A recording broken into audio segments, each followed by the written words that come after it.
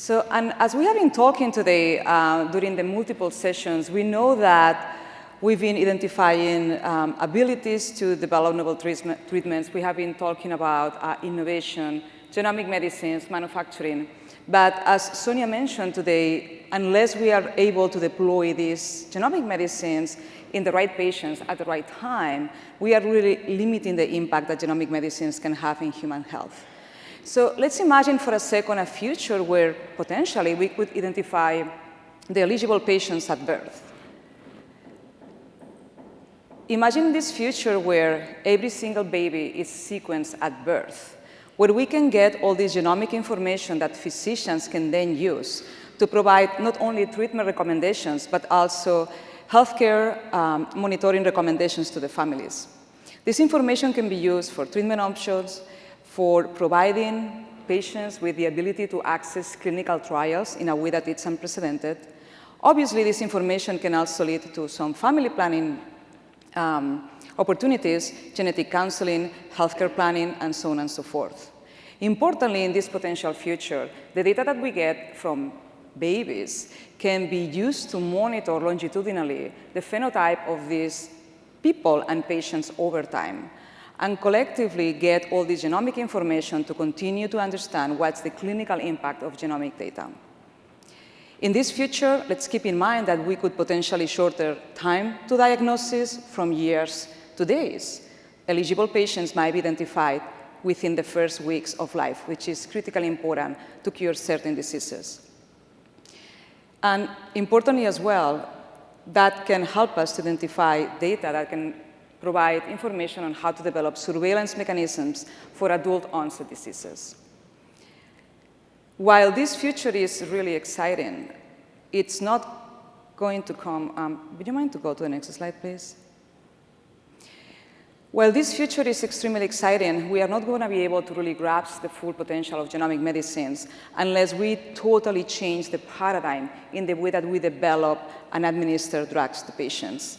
Let's keep in mind that while common disorders might still benefit from drug development processes that are the traditional ones, ultra-rare disorders and N-of-1 might still require a different way to manufacture treatments. We will potentially have the patients in front of us within weeks of life. What do? We are going to need immediate ways to develop personalized treatments in a cost-effective manner at the right scale, with the right distribution model, and obviously with the ability to target patients in multiple markets, multiple countries. We were talking this morning about the relevance of having the ability to really distribute treatments in all the many countries.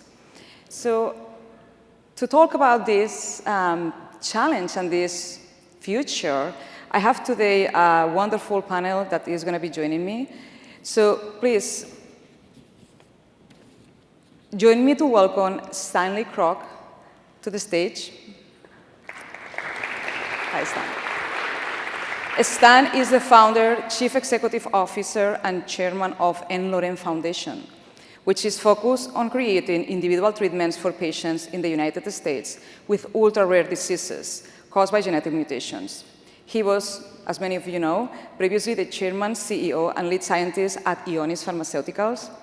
He has received several awards, including the American Chemical Society's EV's Hershberg Award, the Lifetime Achievement Award from the Oligonucleotide Therapeutic Society, and the 2019 Massey Prize.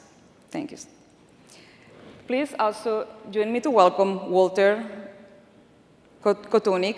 He is a partner at Third Rock Venture, board member of MoMA Therapeutics. What is Walter? Oh, there we go.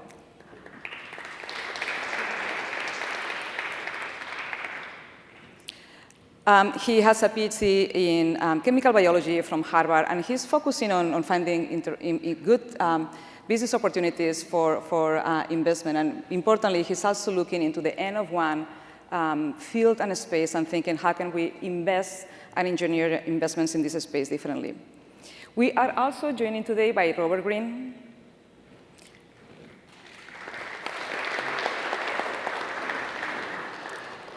Robert is a professor of medicine at Harvard Medical School, as well as a medical geneticist and physician scientist who directs Genomes to People research program at the Brigham and Women's Hospital. He serves in the National Academy of Science Engineering and Medical Committee on the evidence base for genetic testing. Importantly, Robert was piloting in the Baby-Seq project, the first study in the US that was doing sequencing on babies. He's going to talk about that in a second. Please also welcome Wendy Benson to the stage. Wendy is the Chief Strategy and Innovation Officer at the Rady Children's Institute for Genomic Medicine, where she's focusing on enabling the development of diagnostics and therapeutics for rare pediatric diseases. And lastly, please join me to welcome Parker Moss. He is the Chief Ecosystems and Partnership Officer for Genome England. He also has served as a member of the UK Health Minister Technology Board and as a non-executive director of the Cancer Research UK Horizon Board. Perfect, thank you. So we've been talking today about the need to be able to identify the right patients at the right time to make sure that we can fully maximize the potential of genomic medicines. So I would like to start with Rob Green and Robert and ask you about your Baby-Seq project. How did you got to design and what inspired you to actually launch this project, and what has been the learnings when it comes into early identification of mutations, surveillance, and actually impact in the clinical management of these babies? Thanks, and thank you so much for having me here. It's so exciting to meet all the diverse people that you've assembled so skillfully. About 15 years ago, inspired by leaders in the field like George Church, we were the first group to comprehensively sequence and return results in apparently healthy adults. And this was a remarkable revelation, which has now since been replicated, that there was 15 to 20% of us, of you, who are carrying a monogenic disease risk. And based on that, we worked on that for quite a while. That was called the MedSeq project. And it laid the groundwork for a lot of the ideas about surveillance that we've been thinking about and talking about in adults. For example, BRCA1 and other cancer heritable syndromes. And then about a few years after that, NIH announced that it was interested in newborn sequencing. And we were the only grant that proposed newborn sequencing, again, in apparently healthy newborn babies. And we shortened the gene list, but again, we found that 11% of these apparently healthy babies had unanticipated monogenic disease risks, and that every single one of the ones we found was actionable by ClinGen criteria. So I'll pause there, but that's an introduction to why we got started in sequencing newborn babies. And of course, even at that time, with much less focus on gene and cell therapies, we were anticipating a day where there would be treatments available for the babies at risk and surveillance available for the babies at longer risk. So that was the genesis of the Baby-Seq project. And can you speak as well about the impact and what were the learnings in terms of surveillance mechanisms that can come out of this and not specifically just treatment options? Sure. Well, one of the learnings was we could take an awful lot of abuse because when we started this 6 or 7 years ago, it was anathema to the genetics community. And I know you've experienced some of that even today. The idea that you would, and this came from a good place in people's hearts, that the babies don't have autonomy to make these choices for themselves. But it also revealed, I think, the sad underbelly of genetic exceptionalism, which does not allow parents to make the same decisions in genetics that they would in any other part of medicine. And so we got through that, through multiple reviewers, multiple skeptics, people standing up at meetings and literally yelling at us. And we're able to complete our enrollment on schedule. And some of the findings are incredible. The 11% I mentioned, we did the world's first highly rigorous randomized trial of what you find and what parents experience. And this narrative of catastrophic psychological distress, parent-child bonding disruption that has been so perpetrated through any of these discussions, we were able to publish in JAMA a definitive paper that disproved that. And that's on the tail of many other papers we've published about lack of catastrophic distress. And so we were able to find medical risk, we were able to find lack of harm, and here's the kicker, in a quarter of those babies that we identified, when we looked more deeply, there was already symptomatic or asymptomatic clinical evidence of the disease in question underway, which had been unrecognized or misdiagnosed. That's a quarter of the 11%. That's a lot of babies in this country. And if that holds, we are completely going to revolutionize the way that we can imagine looking for genetic disease and how frequently we're going to find it.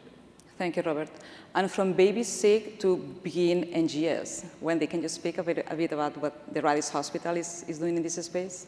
Sure. We started out doing rapid clinical whole genome sequencing for acutely ill kiddos in ICUs. And we do that now with about 90 other children's hospitals across the US and a couple outside the US. And that's great. And we're finding stuff, to Robert's point, that we didn't expect, kiddos that were misdiagnosed, and having an impact on the outcomes for those kiddos and their families. But waiting until the child is in the ICU and symptomatic and probably experiencing some developmental delay or other organ symptoms, failures, that just doesn't seem like the right thing to do. So we also wanted to get started with a baby step and launch a program. We know we can't do it alone, and it's going to take a village, and so we're working with industry, we're working with patient advocacy groups, we're working with all sorts of folks. We started something called Begin NGS, which stands for Newborn Genomic Sequencing, and we hope to do patient number 1 in the first quarter of 2023. Very exciting. And as we have been talking about newborn sequencing with some of our colleagues, sometimes we are asked, is this real or is this fiction? The reality is that newborn sequencing is happening in several countries. So Parker, would you mind to also let us know about all the efforts that Genome England is doing in this space? Sure, thank you. And thank you for inviting me over here. I think being in this hall with these people is my most Bostonian experience ever, so I'm loving it. So Genomics England, let me just introduce the company a little bit to you. It's an unusual place. So we are a private company that is wholly owned by the government. And unlike a lot of the things that many people here are doing, which is kind of very, very experimental and early, we're essentially a proof of concept factory to take things that are 2 to 3 years away from high throughput and prove that they can work, commissioned by a single-payer system nationwide with full equity of access. So we were the organization that in 2012 accepted the challenge of trying to sequence 100,000 whole genomes, the 100,000 Genome Project, and we completed that in 2019, and that was proven successful. So it was a disease cohort, and in cancer and rare disease, we've now gone on to continue to diagnose patients in partnership with the NHS in cancer and in rare disease. So for example, in the UK, in England I should say, every single child with cancer, frontline and any number of relapses gets a whole genome sequence, tumor normal pair and lifetime follow-up, paid for and reimbursed on the NHS. And so really what we were able to demonstrate was more kind of implementation science, that we could do this at high throughput, that we could do kind of hands-free, large-scale bioinformatics in a turnaround time, which was kind of clinically relevant to cancer. So the next challenge that we've been set, and really a natural continuation of our rare disease program, is to look to be the first country in the world to whole genome sequence all of our newborn babies. And we are a small country, but we do manage to produce 650,000 babies a year. It rains a lot in the UK. And we're planning to do that by starting a 200,000 baby trial, which is starting also actually in the first quarter of next year. So it's going to be a good quarter for babies. And so this is a clinical program, but with very much scientific outcomes. We will be returning results to a large panel. We're still debating the panel size, but it looks to be about 300 indications back to patients, consented families, of course. And we really hope to demonstrate at scale some of the findings that I think Robert was a real front runner and pioneer in demonstrating. And that will be nationwide recruiting from over 250 hospitals. And this makes me think, I know that while this is not a fully implemented process now, it is certainly being developed, and I think it's inevitable, it's going to happen at some point. We have the tool and the ability to truly identify eligible patients at birth. But again, this brings the question about what are we going to do once we identify potential eligible babies for treatments that are really fast progressive and severe. And that brings the question about manufacturability of potential treatments for these kids. That's not easy, not even for kids, even for the adult population. And especially when we think about manufacturing just for an N of 1 or a few patients. So Stan, I would love to hear from you. How are you approaching this challenge in the field to develop personalized treatments for N of 1 or nano disorders? Is this on? Yeah. Well, thank you again for having me, and it's a great pleasure to be here. I realized in about 2017, when a couple of parents visited me with children that had mutations that there was no hope of ever developing a commercial drug for, that the technology that we had developed at Ionis under my leadership was capable of tackling that kind of problem. And that we could reduce the cost to the place, if I could get the FDA to cooperate with us, to the place where we could give the drugs away. And so in 2020, I founded n-Lorem, and our mission is to take advantage of antisense technology to discover, develop, manufacture, and provide experimental ASOs to nanorare patients, and they're not all babies. About a third of our patients are adult, and our oldest patient is 64 years old. And in fact, the patient we're treating right now has an SAA amyloid kidney disease, and he's in his 50s. And he's about to lose his kidneys. So it's not simply children. But our goal and what we're doing is we're industrializing the process. And that means quality at every step. It means to be able to scale, and it means professional management of the clinical exposure of these patients, which is really critical because these are experimental agents. And we now received about, I think we're up to 175 applications for treatment. We've accepted about 90 patients for treatment. In 2 weeks, in August, we filed 4 INDs. I doubt that Pfizer files 4 INDs in 2 weeks, and in multiple divisions of the FDA.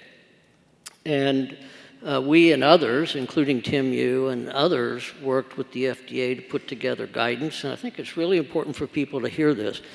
The FDA did work to help these patients. And I think the key factor is there was no commercial interest that we were giving the drugs away.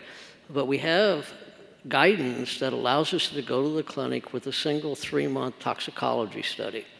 And the only reason that that could happen is the shared properties of a common platform, which is antisense, and the fact that the drugs within the same chemical class behave the same way.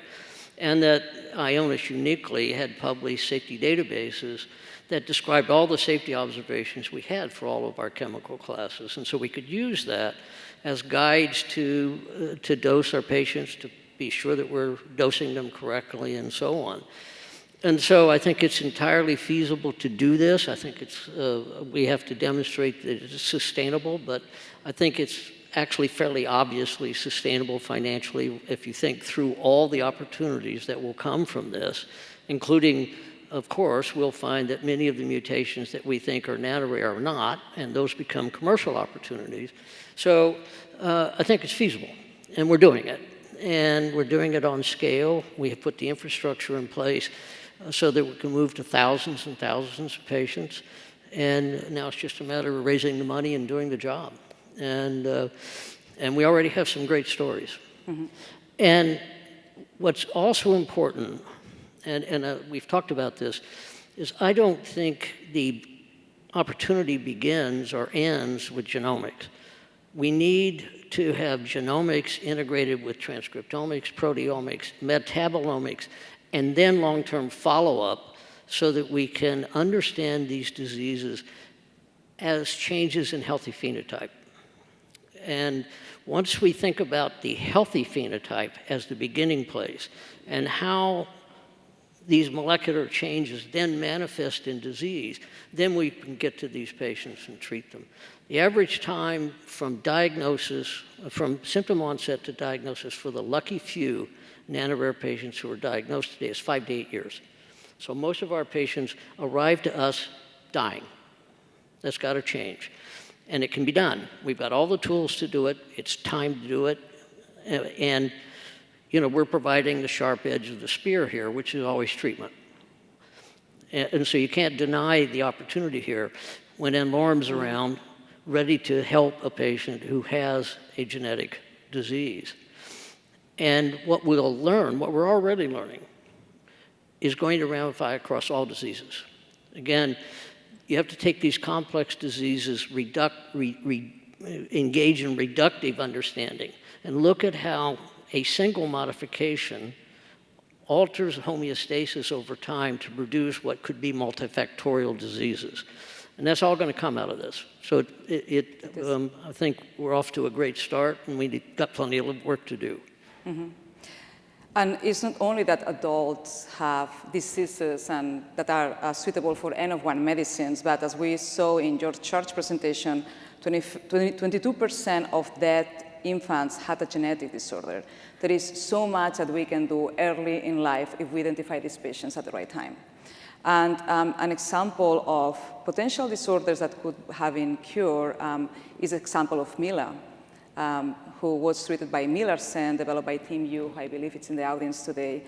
And her mom, Julia Vitarello, continued the effort as well to advance research on science and actually development for N-of-1 medicine. So Walter, would you mind to share with us a bit about what you guys are doing at Is Everyone company and trying to pursue Julia's interest in the space? Sure. First, thank you, Vanessa, and thank you to the whole Danaher team for pulling us all together today. And also, just have to acknowledge Tim, who's in the audience. You know, Julia is absolutely a hero in this story. Tim, you as well. And you know, by now, many are probably familiar, but I'll try to give the couple-sentence version where, you know, maybe unfortunately a common story. Julia, the mother of Mila, was looking for answers for her daughter who was rapidly progressing down some sort of degenerative disease that at the time was really leaving the medical establishment with lots of questions and no answers. Julia ultimately got connected to Tim via Facebook, one of the few things Facebook's probably done well. And Tim took it on. Tim was brave enough to say, we're going to figure out what's going on with Mila.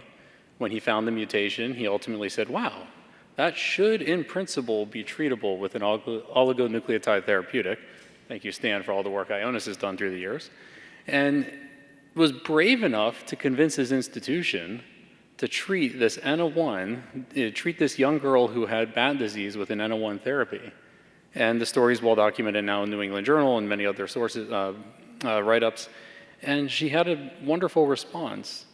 And that's where I sort of joined the journey with Tim and Julia. I'm fortunate enough to work at this place called Third Rock Ventures. Many in the room probably know Mark Levin, who used to walk around and say nothing's impossible all the time. And I work at this place where that's true. You know, we have the privilege of trying to test some perhaps bold hypotheses, but if those hypotheses validate, there's a really transformational outcome for patients on the other side. And I started to catch wind of the story with Tim and Julia and Mila, and you kind of can't help but just get excited.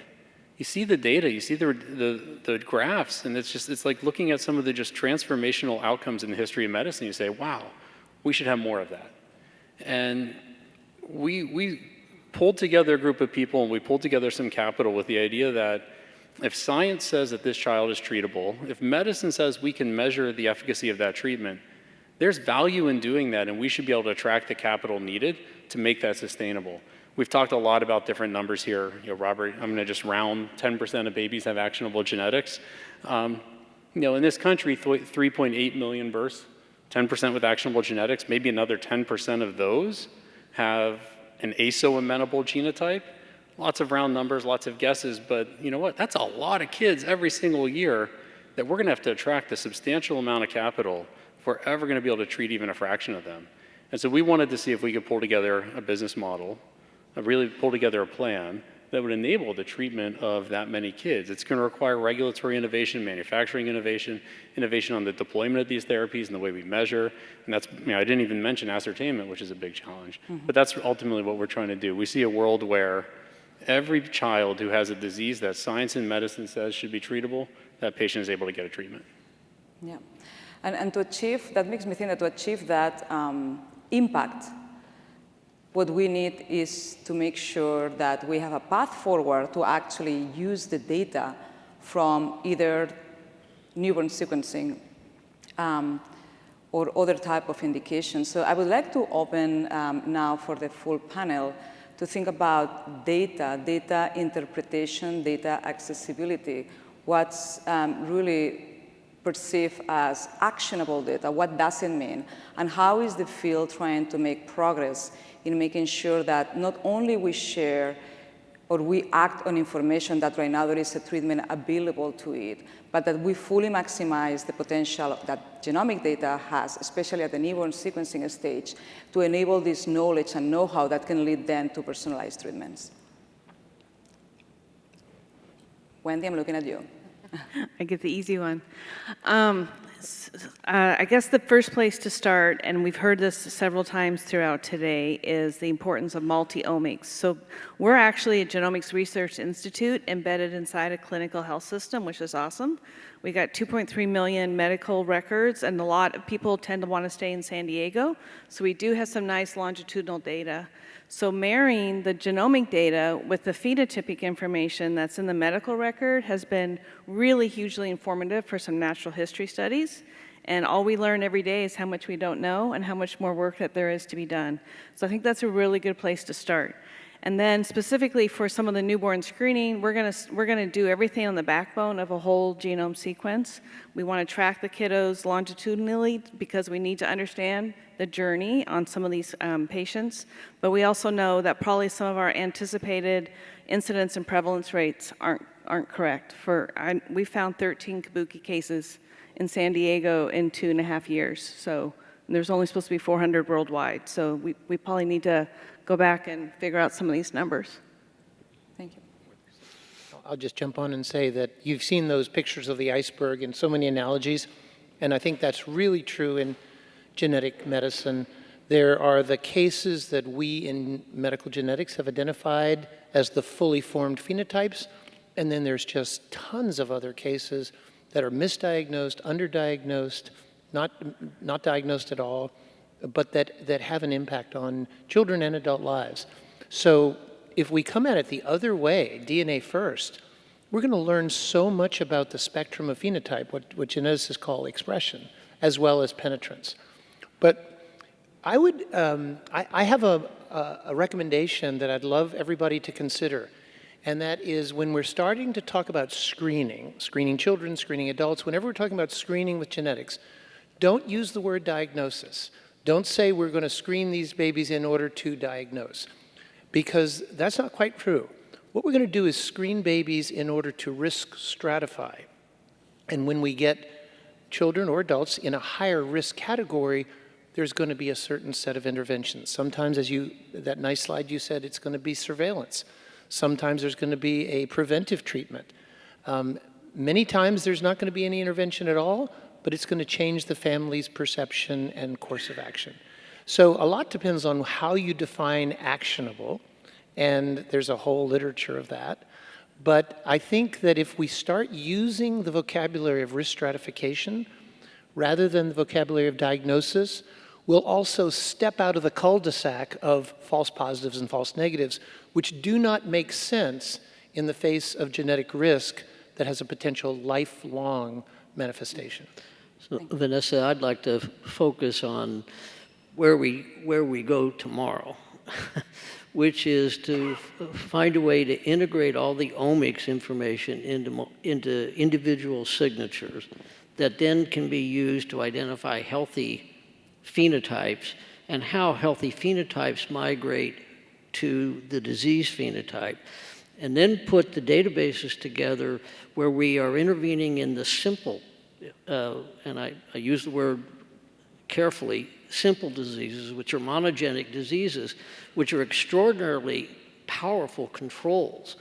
Here we have a single modification that we know of that appears to drive a phenotype that is significant. How then we put all that information together and we test the hypothesis with ASOs right now, that's what we can do, and then bring that back together to begin to understand the multifactorial diseases.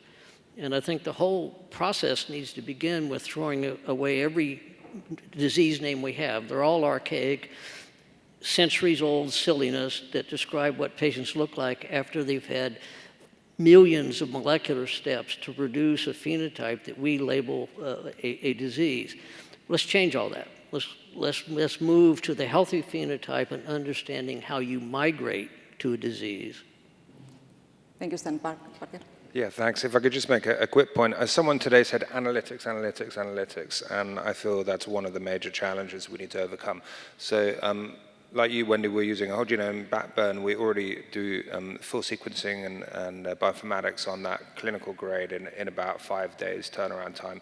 We've already integrated Splice AI in to identify the cryptic and aberrant splice sites. We need to quickly bolt on transcriptomics to the high potential babies there. And then the important thing is we need, through APIs, to make that data available to the drug discovery community so that it can immediately feed into kind of manufacturing pipelines, clearly once the parents have consented, et cetera. So I think really kind of analyzing that whole flow with the perspective of kind of reducing wastage and increasing turnaround time, because ultimately what we have to do is intervene before these children have degenerated past the point of no return. And I think, to me, the thing that's really exciting is not just that we can diagnose and potentially treat new babies, new children with rare diseases, but we can also, I hope, create a honeypot for many of the people in this room, create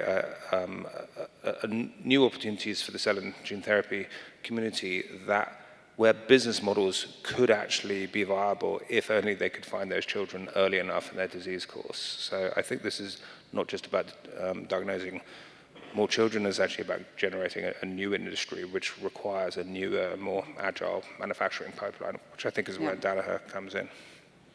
As we told today, most of the technologies that we need to make these therapeutics successful exist today. So I'm hoping that we can continue the conversation now in the coffee break and find ways of working together and collaborating together to enable this fantastic future.